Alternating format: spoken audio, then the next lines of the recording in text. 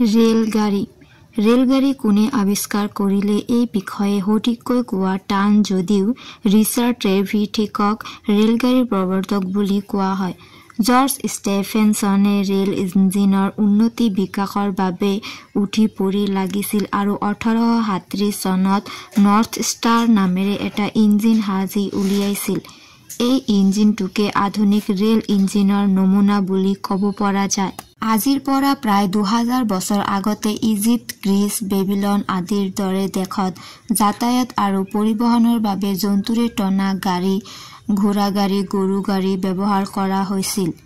তাৰ অভিযন্তাসকলে লক্ষ্য কৰিছিল যে যদিহে গাড়ীখনৰ চকাটো অহা যোৱা কৰিব পৰাকৈ এক মিহি পথ বা ৰেখা দিব পৰা যায় তেন্তে গাড়ীখনৰ বেগ বৃদ্ধিৰ লগতে গাড়ীখন টানি নিয়া জন্তুৰ কষ্ট কম হ'ব।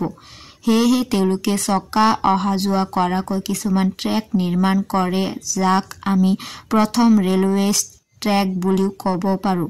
কিন্তু এনেধৰণৰ যাতায়াত ব্যৱস্থালৈ এক পৰিৱৰ্তন আহে 18 এই সময়তে জেমছ ৱাৰ্টে ভাপকল বা ষ্টিম ইঞ্জিন আৱিষ্কাৰ কৰে। ইয়াৰ পিছত 1808 চনৰ পৰা ৰেল ট্ৰেকত ষ্টিম ইঞ্জিন চলিবলৈ লয়। মেথিয় জুৰে নামৰ এজন লোকে এই ইঞ্জিন চলাইছিল যদিও ৰিচাৰ্ড ট্ৰেভিথিকৰ পেনিডাৰেনে বেছি গুৰুত্ব লাভ কৰে কাৰণ ই 25 টন সামগ্ৰী কঢ়িওৱাৰ লগতে 70 জনকৈ যাত্ৰী কঢ়িয়াই নিব পাৰিছিল।